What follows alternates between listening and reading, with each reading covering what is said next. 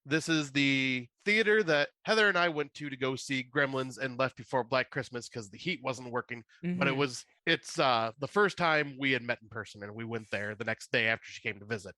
Um, but I have never been to a horror movie marathon before. Like I've always wanted to. I've heard the Historic Howell Theater always did one around this time of year, and they had made a post earlier last month saying they were going to do one. So I was like, oh hell yeah, I don't know if I'll be able to go, but I am going to make sure to mark this and remember it. And it was for $48. You get 6 movies plus a secret movie, unlimited fountain drink, unlimited popcorn. And then during lunch you would get $2 slices of pizza. And then they give you a hour and a half break for dinner around 7 p.m. to go to one of the restaurants in the historic area. Obviously, you got to pay separately for that. But for $48, I'm like, shit, that's Good deal. 7 movies for $48. Like, you can't even, that's a great deal. The movies they played, I will look at them real quick here. The movies they played in order were Cabin Fever, because it was the 20-year reunion Nice. or anniversary. Creepshow, which was, I think, the 40th anniversary. Basket Case. Children Shouldn't Play with Dead Things. So that's how I got to watch that movie for the first Very time. nice. Pieces, The Beyond, and the secret movie all of us have been trying to guess throughout the day, and we were all talking outside and stuff like that between movies. And we're thinking, some of us were thinking, okay, it's going to be a Halloween themed movie, so maybe like Night of the Demons, or since there's a lot of Italian films in this, maybe Demons itself. And some of us were thinking, like me, we're thinking newer. So I was thinking, oh, well, since Halloween Ends came out this weekend, they'll play Halloween Ends, or maybe Terrifier 2, because that theater also held the screening for Terrifier 2. And the surprise movie was 2 options. You could either stay in the theater that we've been in the entire day and watch Peter Jackson's Brain Dead, Dead Alive, or go to the theater next to us and watch Halloween Ends. And half of the group ended up going to go see Halloween Ends, and the other half was like, fuck that, we're going to fucking Dead Alive on the big screen. Fuck yes, that's amazing. So this was a fucking blast. Like, the only movie on this list I had not seen was Children Shouldn't Play with Dead Things. Everything else I had Nice. watched at one time or another. Cabin Fever, it'd been a long time since I rewatched it. Fuck, that movie is so much fun. I Yeah, had it's a a fun blast film. with it. Creepshow, just amazing to be able to see that on the big screen. Basket Case, wild to see that on the big screen. Totally. Then yeah, like Pieces. Pieces actually was, I think, the crowd favorite, because I'd say a good 2/3 of us had not seen the movie, and only nice. 1/3 of us had. And the crowd reaction was amazing. People were laughing their asses off at the ridiculous dialogue and silliness that was going on, and then being freaked out by a lot of the kills that were going on, because it's over That's the top in cool. both ways. That's And yeah, cool. I had not expected the crowd reaction to be like that, but that was like the biggest crowd reaction. And then the Beyond was, I think, left a lot of people really confused, because that movie's confusing. Yeah, it is. But it was still cool to see on the big screen. And then yeah, Dead Alive, yeah, we were all just having a blast with that. Like, they had set up the theater with decorations, so there was like cardboard cutouts of different horror movie icons and stuff like that around. There was a guy presenting each movie. He was a screenwriter. He does comic books, and he does like independent films, and he is also a documentarian, I think it was, on exploitation, grindhouse, and horror of the 80s and 90s. Nice. So yeah, he had a lot of knowledge. They were doing trivia questions for each movie. So like the trivia questions would be based on Cabin Fever or based on Yeah. Creepshow, and it'd be before each and every one of the movies. That's cool. I got one of the trivia questions right on Cabin Fever, and it was the question, who plays the character Grim? And Grim is my favorite character in that movie, and that is Eli Roth, the fucking skater dude. He's in it for such a small amount of time, but I fucking love him in that movie. But then I ended up getting like a pin for the theater. There was like the theater logo and all that. So nothing's extravagant there. But Yeah, like but fun. yeah, and the prizes kept getting bigger and bigger and bigger as the night Nice. progressed. I ended up winning the trivia question for Creepshow and won a Historic Howell Theater t-shirt. But the question was, what movie prop was used in every single story of Creepshow?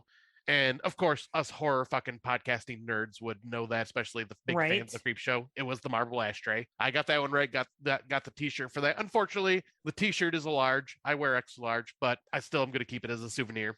But then they did like record vinyls that were cut out in like images of movies, and it was a clock. They were giving those out. They gave away full-size theater poster of Halloween Ends. They gave away movies. They gave away all sorts of cool stuff. And yeah, I didn't do good on the other trivia questions because it was a lot of stuff I didn't know about with like the Italian films.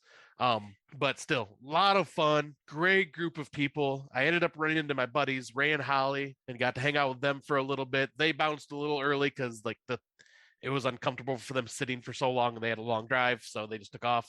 And yeah, I'll admit those theater seats are not the most comfortable because it is an old school theater. So like I had to get up and walk around every so often just because my back was annoying me. But yeah, this was a fucking experience, a wonderful time, and you could tell that there were a lot of big fans of horror at this theater, and like yeah, just amazing time all around. I am so going to try doing this every year now. That's amazing. I'm glad you had a good time. Yeah, I didn't know if I'd be able to sit through all 7 movies, but 12-hour horror movie marathon went for 14 and a half hours by the time it was done. That's insane to me. That's a long day. You know what I mean? That's a lot of movies. It is. But as we can see, Scott and I, we just don't talk about Halloween and spooky season. We fucking live it. We are spooky season. So thank you for sticking with us for this very long what we've been watching and what we've been up to. Something to look forward to is we will talk about some South African horror, which was quite interesting. We will only be doing 2 movies moving forward for our main topic. For timing wise, a lot of people care about new releases, so we're just focusing on that and then choosing 2 gemstone movies that are hopefully good. And we have a very special Out of the Dark segment for all you Halloween fanboy, fangirl, fan persons, fan pups, fan cats, fan people, fan elephants, fan whoever you are, and whatever you fan unicorns. I'd love to be a unicorn. I am a unicorn. You're a unicorn, actually. We will be doing a very special ranking of our Halloween films, and we can't wait to piss everybody off. Yeah. Hashtag goals is to make everybody mad. Hashtag trolling my life. Like no one gets more mad than when you rank franchise movies. I can't believe you don't like Halloween, whatever over Halloween this, and I can't wait to make Rob Humphrey disappointed in my ranking. I actually take great joy in his pain as it comes to the ranking of Halloween films. So every time a Halloween fanboy cries, an angel gets its wings. And I love it. There will be much crying. Oh, yes. And our out of the dark segment. So buckle up, Buttercup. No tears, please. Such a waste of good suffering. That's the new Hellraiser film. It's what is it? AMSR? ASMR. And us torturing Halloween fans with our rankings. New fucking Hellraiser 2024 brought to you by Friday Nightmares. So that is what you have to look forward to. So stay with us. After these messages from a wonderful Legion podcast friend of ours, we'll be right back. Cha-cha.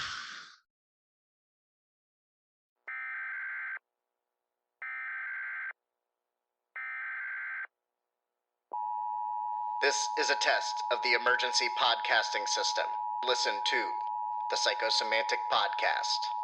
Politics, movies, and political movies. Find us on Facebook, iTunes, Stitcher, legionpodcasts.com. The Psychosemantic Podcast.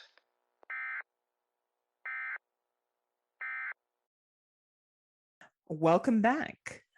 We are going to talk a little bit about some South African horror films. Just to be clear, South Africa is a country in Africa. We're not talking about all of Africa. Not Africa? No, Africa's a continent, Scott. Geography here on Friday Night Fairs. So we've only chose 2 movies to discuss, as we talked about before. Both movies are rich in folklore, fairly recent, available several different sources that you can watch these on, I believe. I do think the second one's on Shudder. It was last year. Yep. I think it still is. So, and both of them are on Tubi right now. Yeah, both of them are on Tubi. So why don't we start with the first one, Scotty? All right. So the first movie we are going to be talking about is The Tokoloshi. Initial release was July 13th, 2018. A destitute woman lands a job as a cleaner at a rundown hospital in the heart of Johannesburg. While there, she discovers an abandoned young girl who believes she is being tormented by a supernatural force.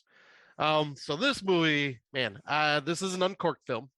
One of the better, sure is. It is, but I'll say it's one of the better produced ones. I will say that. Well made, well acted. One thing that we've noticed with at least the 2 South African films we chose is that It's part English and part, I don't know the exact language. No, I don't know the language either. If anyone does, please share it to our Facebook page. Like I forget the don't name know of the it. I think it starts with a Z, but I can't remember the name I of it off the think top of my there's head. well, and there's also multiple dialogues in South Africa, right? So Yeah. I think it's whatever the most common one is. But Scott and I are white and we don't know, but at least we know South Africa's a country. Exactly. Hey, But can't win them all. exactly. We do what we can. You know, We don't do what we a lot of can with our research. white privilege. So Yeah. you know. But with these two films, we noticed that they do like half English, half the language they speak. Yeah. Unfortunately, it does not seem like these South African films have subtitles for when they're speaking their own language. So I don't know if that is just something that, they don't have a translator for that language, or it's hard to translate into English, or what it is exactly. So these films can be kind of hard to follow. Mm-hmm. Especially this one, because I was watching this one, and when they are speaking English, it's very heavily accented. So, and it's also, which can also be very hard to understand, especially if you don't have closed captioning on. Mm-hmm. I did have closed captioning on, but unfortunately with this story, it still did not help with what the hell was going on. I was confused throughout a lot of this. I know the Tokoloshi is a supernatural folkloric creature that is from that specific area, and like I have heard about the Tokoloshi a couple of different times, and it's basically like the supernatural entity that steals children away. Yeah. And the plot to this, where I read the synopsis, that was like in the first like 30 minutes. Then after that, she's not a cleaner anymore and has like is on the run and just like she's on the run with the daughter, the girl that she stole from the hospital that the Tokoloshi's stalking. Yep. And then the boss, for some reason, is stalking her from that job, like all the way till the end for some reason. Yeah, he's just a piece of shit. So I think that the reason why the Tokoloshi was there is because he sexually assaults and harasses and hurts young women that work there. I assume he's doing the same thing to the patients. You don't really figure that out, but I think that's the inclination of what's happening here. Yes. It's a shame that they didn't have the subtitles, because this had a really good opportunity to be a great folklore film. It's well filmed, well acted, very good plot line in terms of using folklore. It's just a shame that there wasn't that subtitle so we could understand, because there's a lot of valuable dialogue that happens between our main character and other characters in their native tongue that I think we would help us understand why things were happening. And unfortunately, because Scott and I are not fluent in the language that was being presented, we missed it. But that being said, if you can find a copy with full subtitles, I think this movie is exceptional. I was able to follow along enough of what our main character was trying to do, was to basically protect this girl and this folklore legend. And I read a little bit about the legend. You're looking at the same kind of like folklore stuff that you see in a lot of different horror films.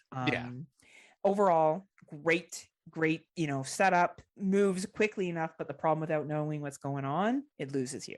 So that's a and unfortunately for me, that's where it really hurt the film a lot for me. Like, because I seen that this is a well-made film, well acted, had some very creepy moments to it. The Tokoloshi itself is very creepy, what you see of it, and it's just very haunting, and there's a lot to it, but with the heavy accents that made it hard for me to hear the English and the non-subtitled parts where they were speaking, it really confused the hell out of me what was going on. I had no idea what this story really was about besides the Tokoloshi itself, but there was more to it than that. And it was just hard to follow it. And I've tried looking it up on Wiki to try to explain it. I couldn't find a Wikipedia on this one. No, I was able to find stuff about the legend, but not enough stuff about the movie. And I read a review that kind of helped, but so bottom line is we recommend this movie if you can find subtitles. So and also make sure you're paying close attention. This is one of those movies where you got to pay a lot of attention to. Yes. But speaking of folklore, there's another folklore movie that we will discuss that I think also is a good example of folklore in a film. Yes. And that one is called The Number 8, also known as The Soul Collector, which is what you can easily find it on Tubi and all that. because when it got, I think it was in its country, it was considered just 8, and then when it came to American audiences, or North American audiences, I should say, yeah, The Soul Collector is the title they used, which after watching the movie is a very apt title. I mean, it's very generic, but it is very apt of what Yeah, this movie explains represents. what's going on. Yeah. But it was released July 2019. An old man who is forced to gather souls for all of time seeks atonement. He tries to trade his own daughter's soul in a bid to get his own back. So yeah, this is following the soul collector, who is known as Lazarus, who carries around this backpack that has a demon in it that he has to basically feed the souls of people that are on their deathbed. Like he's basically Isn't the demon his daughter? Was that? Isn't the demon his daughter? I think it might be, yes. Yeah, I think it is. Because to get her back, he prayed. She came back, but it was like as a demon. Yes. Yeah. And a demon that just looks kind of terrifying when you actually see very it. Scary, actually. Yeah. But I like this because it's basically like the South African version of the Grim Reaper, because he is going and visiting people that are already on their deathbeds and dying of old age or sickness, and he is basically just taking their souls and feeding it to the demon in the bag, which is his daughter. And he ends up befriending a family that basically inherited this old ranch style home in this like off the road town. And he befriends them because he said he used to work for the guy's father back in the day, and he befriends the daughter, and he makes this real strong connection with this daughter of theirs. And like she finds him in the woods, and like she's looking for caterpillars or feeding her caterpillars, and he's like helping her and explaining like what they do and what this, like, and when one dies, she's like, I don't know if I should bury it because it's just an insect, but I kind of want to. And he's going, no, it's like a living thing. You should bury, you should give it its true burial, blah, blah, blah. Mm-hmm. Like I found like the chemistry between him and the girl was so fucking good. Like this was a heartwarming and almost heartbreaking story at the same time, because you see this guy Lazarus sees his daughter in this girl, and he's just wanting to help her and like give her a good life, like, and just be like super friendly to her. But unfortunately he has this dark side that people don't expect, because he has to feed souls. And like the mother sees, unfortunately, that the aunt does not trust him and thinks that he is like gonna kidnap the daughter or do something awful to the daughter. Yeah. And like it causes a lot of drama there, and the townsfolk are kind of warning about Lazarus, but also saying like, it's a kind of a thing that he has to do, but at the same time be wary of him. And I think this definitely reflect the racial tensions that exist between whites and blacks in South Africa. Yeah. Right. Well, I mean, hell, even blacks in South Africa too, because a lot of the villagers didn't trust him either. Yeah, and that was because of what they knew he was cursed, right? So that's why too, right? So I agree. I think you've done a good job of summing this up. I think the biggest thing I will say is that I think this movie is great on folklore. It's great on relationship development. The man that plays Lazarus is an exceptional actor. He sells this film. He sells his role. Does. He makes this movie good. And this is another example where the story is a very, set folklore story, but he brings it to life for a North American and South African audience. Yeah. And I think that's the incredible piece about this. It's a pretty short runtime, an hour and a half. It's a mix of a feel-good ending, talking about grief and withdrawal and loss, and what you'll do to get back to someone who you love and have that person back. I think Pet Cemetery, only I would say a more serious tone on it, and a more storytelling kind of lesson learned from it. Overall, a great film. If you missed this one back in 2020, I think is when we watched it, even though it was 2019. I don't think it was released here in North America until it was around 2020. Check it out. Yeah, this one, I love it. And this is the one, like, also just like the Tokoloshi, when they're speaking in their language, it's not subtitled, but it is done well enough to where you understand what is going on, and it's only he's only speaking that language to his daughter and to the villagers. And it almost is, I feel that one's almost done purposely to make you feel like you are not from this land. The audience is not from this land, so you are left to wonder what they're talking about. And I feel that just kind of adds to it. And I agree. And I feel there is more English spoken in this than there agree. is in the other film. So it like I kind agree. of helps the story along more. And it like, You know- and I just feel it fits more. I agree with you, Scott. I think overall folklore in South African is done well. Yeah. I think folklore in other countries besides the United States and Canada is done well. And I think it's maybe because we're such young nations and we're kind of boring. Other nations have had so much more time, to really develop these folklores and believe in them. Yeah. And honestly, I think like if we had, because a lot of our folklore comes from the indigenous people from our lands. Oh, who we've taken the lands away from horribly. Yeah. But and their culture. Yeah. But like the folklore in these lands is really ripe. It's just we don't know it because we stole these lands from them and did horrible things to these people. But I think like if we like when I almost kind of want to, as we're continuing this theme, see if we can find a couple different indigenous themed movies. I think that'd be a great idea. Slashback was a great indigenous film, but I think that's what was the Blood something Shutter Canadian one? Yeah, the zombie one. Yeah, that one we could do like, and I want to see if there's any like American versions of those types of films as well. For the indigenous people. I agree, but I would want something. Well, Prey technically was right. But I would like to see more by indigenous for indigenous. Yes. That's what I want. That's what I'm looking. Right? That's what I want to see if there is. Right. But I honestly, overall, folklore in other countries, foreign countries, I think is done really well. South African is one of them.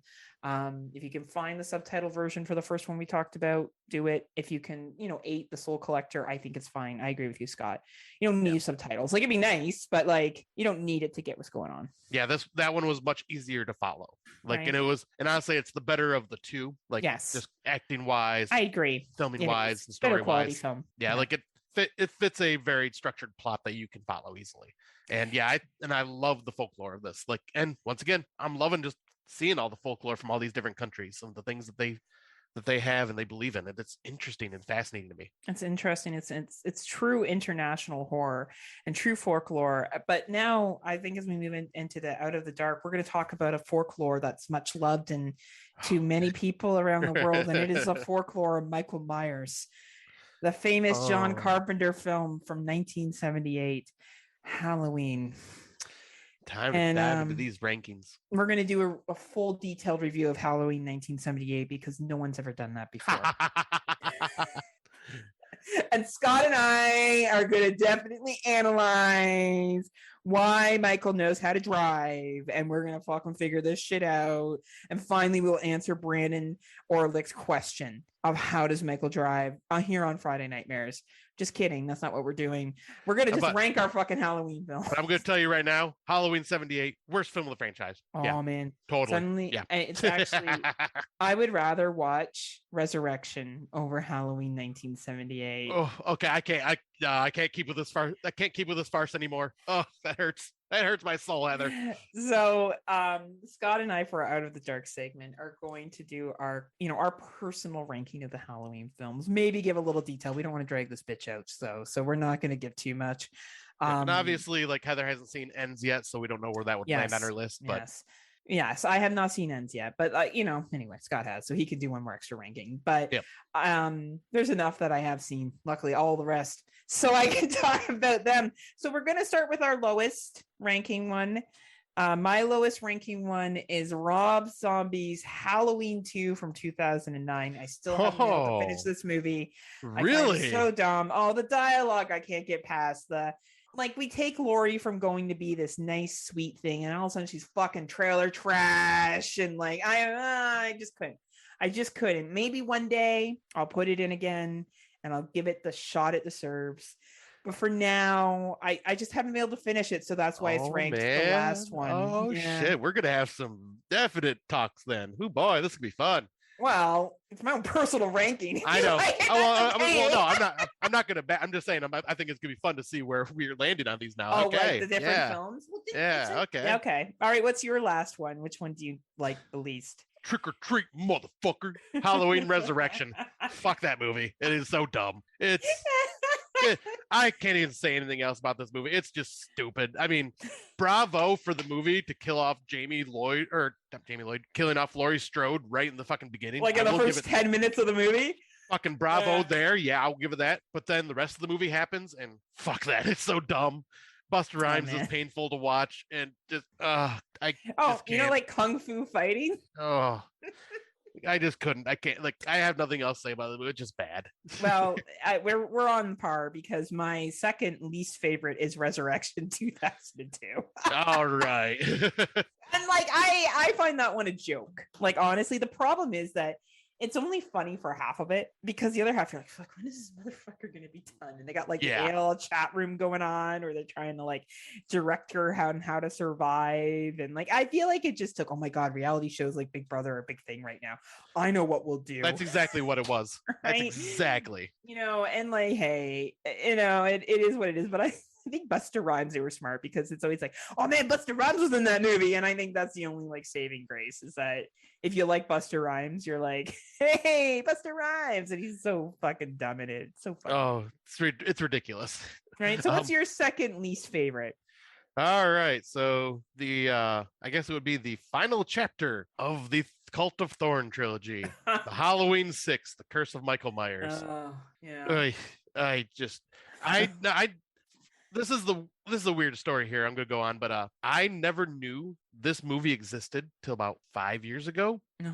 Like God, I that had must be watched, good. I watched all the Halloween films, thinking I've watched every single one of them. Somehow skipped over part 6, not knowing it ever existed. And then 5 years or so ago, when I was listening to podcasts and they're talking about Halloween 6, The Curse of Michael Myers, I'm going, what the fuck's that movie? And I had to look it up, and I'm going, what? When did this movie come out? What the fuck? How did I not even hear about this?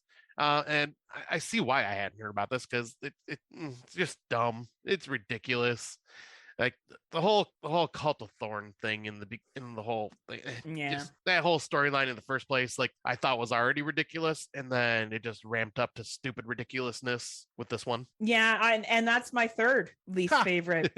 And for me, it just drags. Like I can even, Resurrection. I couldn't get through Halloween 2 Rob Zombie. I was like, this is too fucking weird. It's too much. The trailer trash. He's over the top. I can't do this. Resurrection, I was like, oh my god, this is long. Oh, Buster Rhymes. And I feel like The Curse of Michael Myers, I enjoyed the beginning piece about Jamie Lloyd and the baby. Like I enjoyed that piece of it. Yep. Like I enjoyed parts of Curse. I actually don't mind the ending of Curse, but then it just gets so like blah.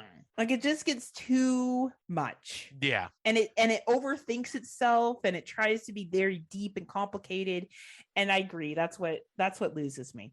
Yeah, because like it took Michael Myers, who was just a normal man, into the supernatural realm, which of course, obviously, with this many movies, you kind of have to go that route a little bit. Yeah. But I think they leaned into that a little too much and tried to over-explain it, and it just no. I agree.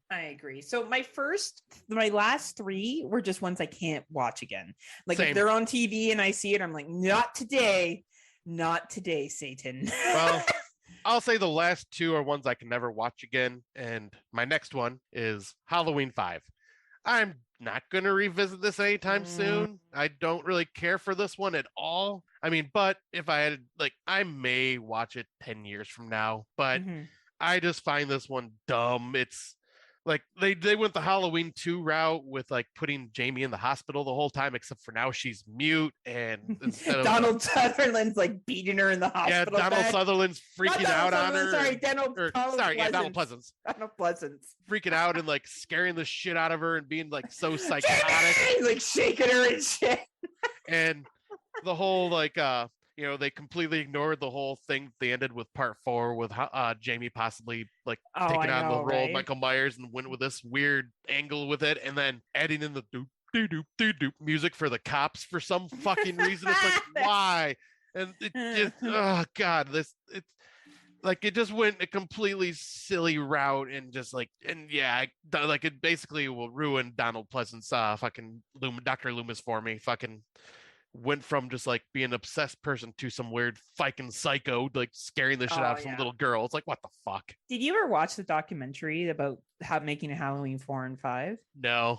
Him and Jamie were actually really close. Him and Danielle Harris were really close. I had a feeling it would be. She talked about he was drunk the entire time. He had an alcohol problem, very severe one.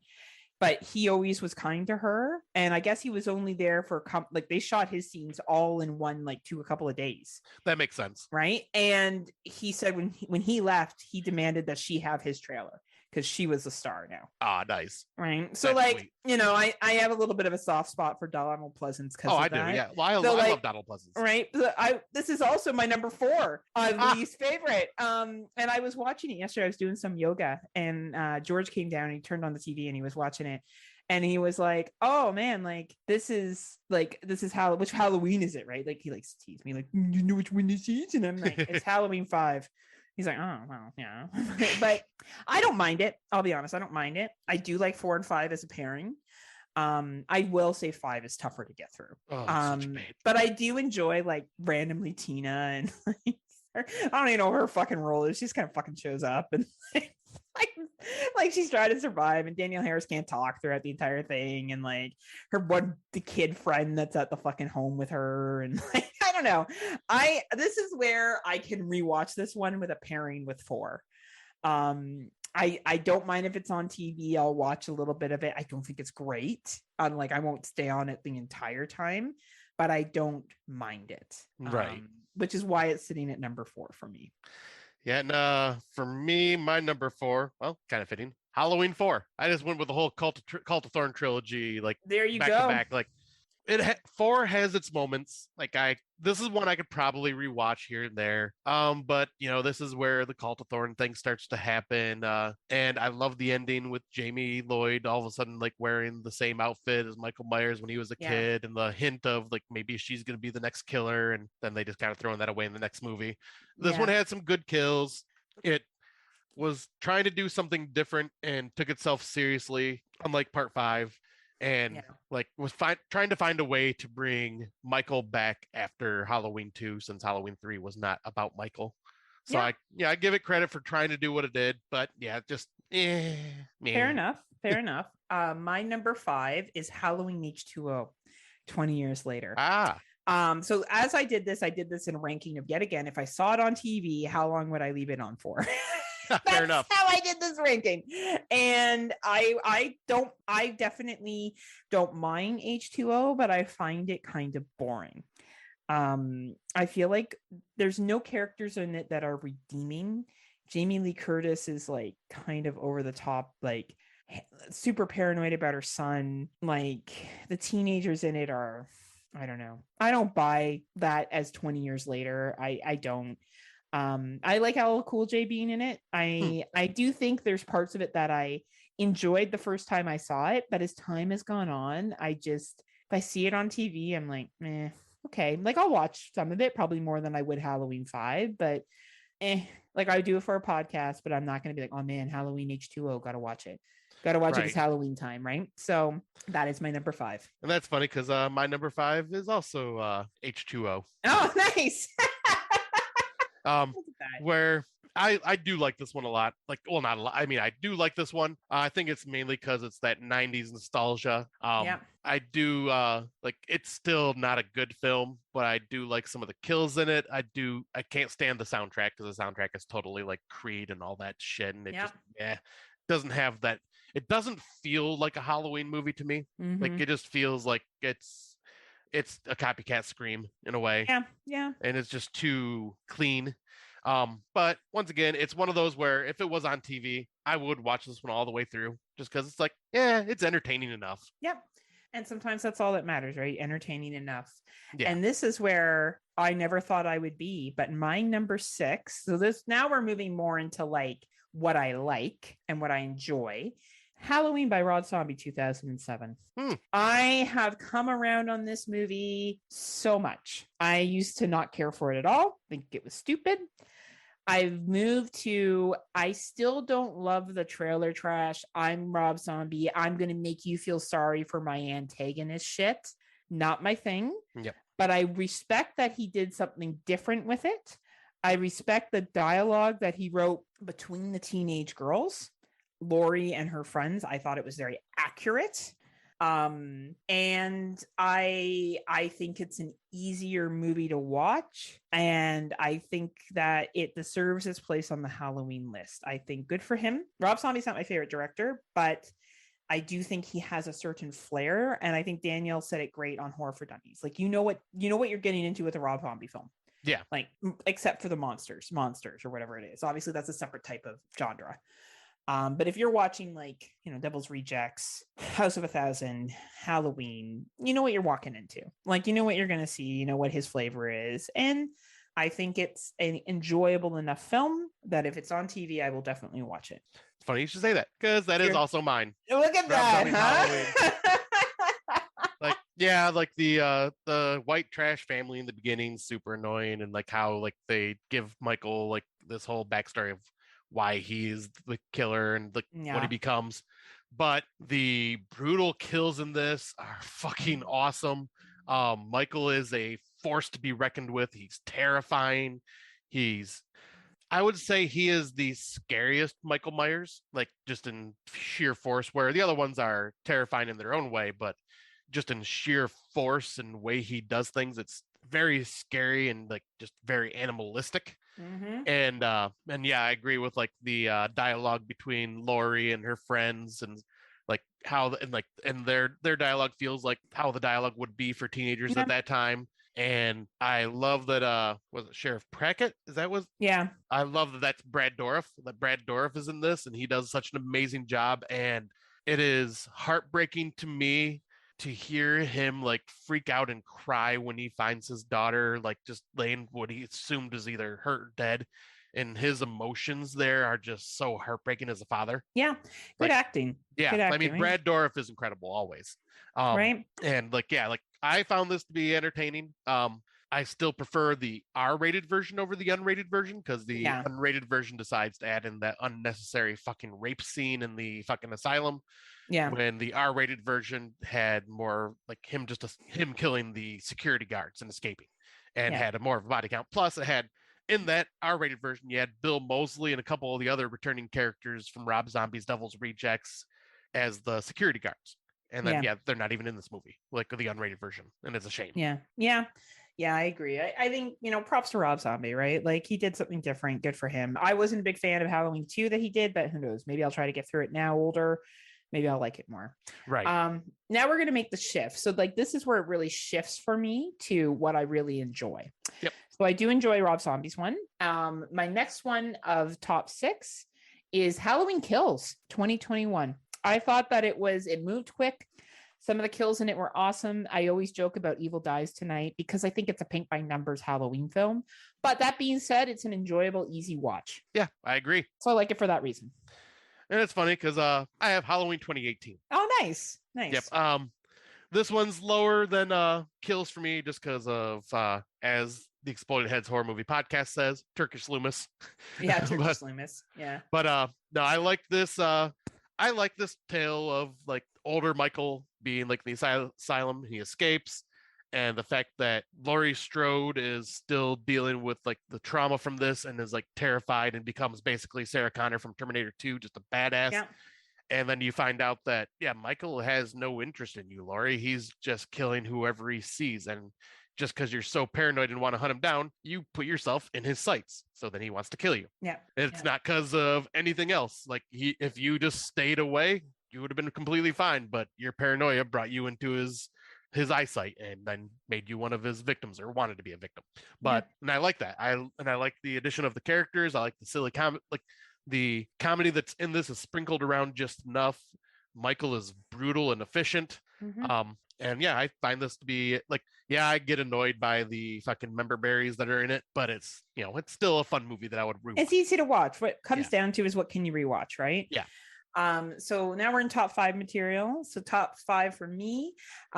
Big fan of this one, always will be. As Halloween 4, The Return of Michael Myers, 1988. I like Danielle Harris in this. I like the fact that she was a young lady whose uncle, the whole family dynamic. I love the costume scene when she's at the costume place. I love her relationship with her sister. I love the ending. I thought the ending would have been brilliant if they went in that direction. I think Donald Pleasant's reaction to her at the top of the stairs is fucking incredible. I don't want to drag this section out forever. So I will just say I enjoy this one. I enjoyed what it did. I agree with you coming back from the third, but I just enjoyed the story here. I always will. I like it. It's fun. I get behind her as a little kid that's trying to fight back, and I think it's great. Yeah, I can see those points. And I knew it'd be higher on your list because I Yeah. knew you were a bigger fan. Yeah, I'm a fan of it. I am, however, not in my top 5 because I forgot I have one more Halloween movie on here that you don't yet. So this is my that's number. right. This will be my number 6. Right. And my number 6, and this is where I was like, oh, well, we may have some talking to do. Halloween 2, Rob Zombies. Oh, that's okay. Like, You like I mean, it. and yeah, I was like, because like, I know most people don't like it, but I love it for the fact that it deals with trauma and it does it in a good way where poor Lori is just fucked up from this and like is on all sorts of medication just to like try to keep herself sane. And yeah, the dialogue is still Rob Zombie, so it's cringe and whatnot, but I in this one I like that Michael Myers is like basically just like a wild hobo surviving out in the wild, like and not like in like some random house, and like he just looks old and haggard. He's got a fucking beard now, and like yes, because obviously, how is he gonna trim? Like he's not gonna shave. He doesn't give a fuck. But and I like the look of him. He's very intimidating and scary. Hell, I even love the fucking swerve that Rob Zombie did with this one, where the first like 15 minutes you're going, oh shit, okay, so he's really redoing Halloween 2 and it's going to be in a hospital and he's going to kill all these people. Oh no, that was just a dream or a nightmare. I love that he did that swerve because I was like, oh yeah, he fucked everybody, he fucking pissed people off with that, and I love it. And yeah, I like that it's just very weird and ethereal and just kind of like strange, and yeah, just focuses on trauma. The only thing I don't like is the whole white horse with Sherry Moon Zombie returning as the mother for some reason, and like, don't. Once again, he added her in there because it's his wife. Okay, sure, but yeah. I like everything else about this, and I find it funny with some of the cameo appearances we get. We get a fucking Weird Al cameo appearance at a fucking talk show, and and fucking Malcolm McDowell's Dr. Loomis is a complete fucking dirtbag that's just making money off of Michael and shit like that. Yeah. Like so he's basically Dr. Phil in this world. Yeah, not far off. Making money off of people suffering. Yeah, not far off, man. So yeah, I just really dug that for that. Because yeah, I revisited it a few years ago and I'm going, you know what? This is actually better than I had thought. And I like it better than his remake. Hey, and that's cool, right? Yeah. If that's what you dig, that's what you dig. Because I've only not seen the same number that Scotty has. My 4th is Halloween 2, 1981. I do like that one. I've always enjoyed the sequel. I thought it was cool. I get that Jamie Lee Curtis probably didn't want to be in it because she is in the hospital bed the entire time. Right. But I always thought it was a good follow-up to the original. I think it flows well together. It's a fucking slasher film. Like it is what it is. I don't mind the little love story between her and the Ben, I think it is. Ben Traber, I think. Yeah. Well, I can't remember if that. I can't remember. Ben Traber. Yeah. Whatever. Whoever the guy is. It's good. It's cute. I enjoy the ending. I think the ending fire is fucking cool. Yeah. I will watch it if I see it on TV. Yeah, we'll be talking about that. Yeah. All right, so now I'm into my number 5s, and my number 5 is Halloween Kills. I you and I both made fun of this movie because of the member berries, evil dies tonight, the dumb decisions that these townspeople do, and the mistaking of the escaped mental patient that is nothing like Michael Myers. But this is the most brutal fucking Michael Myers we have ever seen.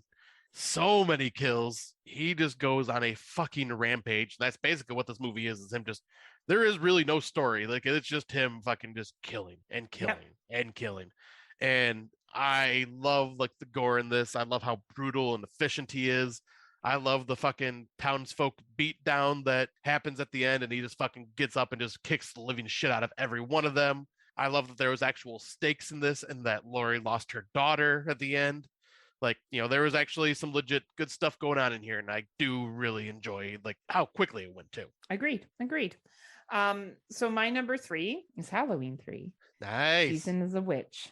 Again, podcasts have covered these fucking movies. I don't feel the need to drag this out. I like it. It's fun. I think the mask is great. I think it's a good take on what other Halloween stories could have been done with it. I think it's a shame they didn't go down that and did kind of maybe different stories every year or every Halloween film. But hey, I get it. People want to see Michael. It's cool. Yep. Oh my gosh, I blanked on who's Tom Atkins. Tom Atkins. Sorry. Excuse me, Tom motherfucking Atkins.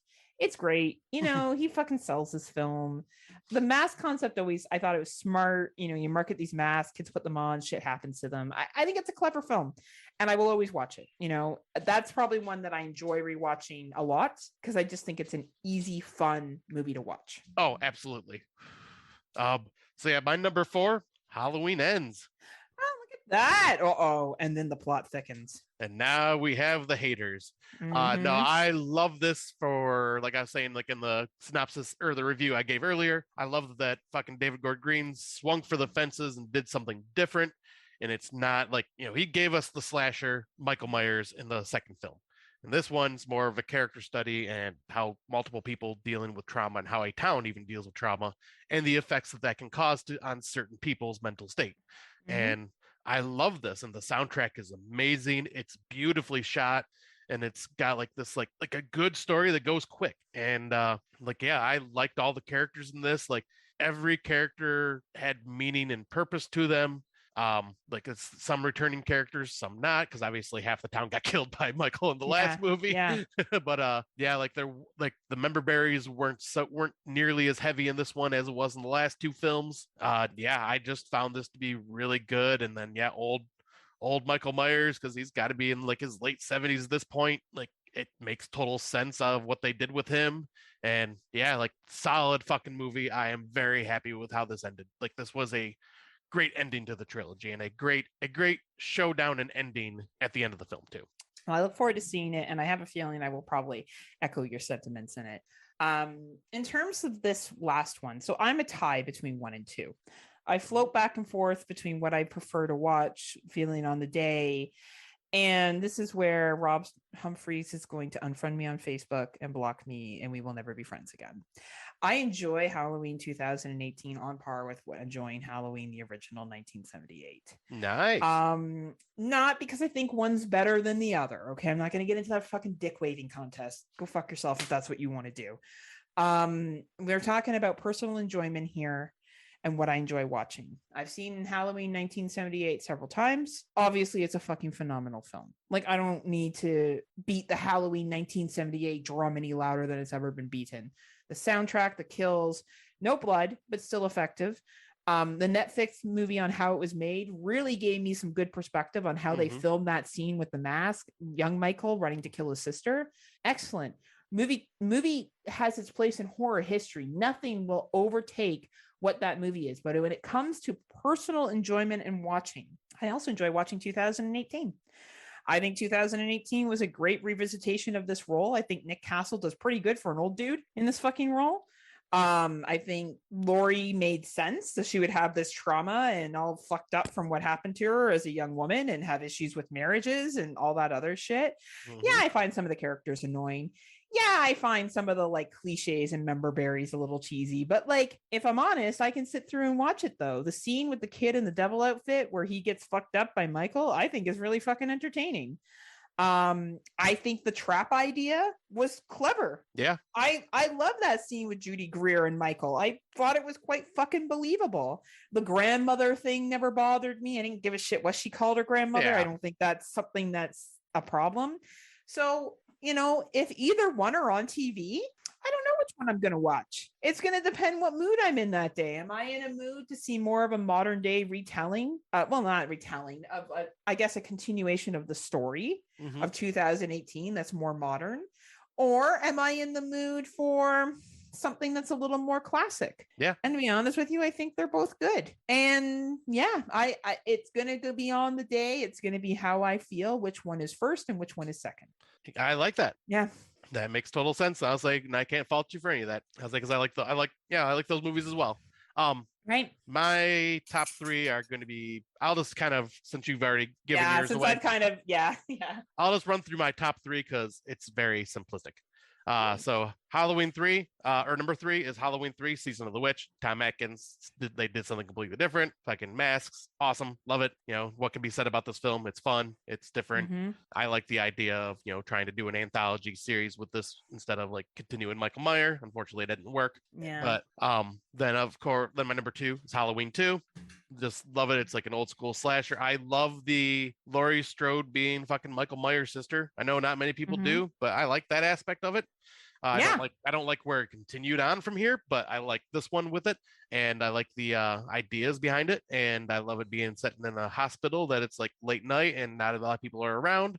Yeah. Uh, I love that final confrontation with him and Dr. Loomis and the fucking catching him on fire and just kicking the shit out of him and like Which is interesting because in Halloween Kills, they catch him on fire again. yeah. Or not Halloween Kills, sorry, Halloween 2018. Sorry. Sorry. Well, no, it is kind of Halloween. Well, 2018 and Kills because he comes out of the house when it's on fire. Right. That's true. That's Martin true. Kills. That's true. Yeah. But yeah, I love Halloween too. Like, and then obviously number one's Halloween 78. I like it's literally 1, 2, 3. Like I nice. love all three of those movies.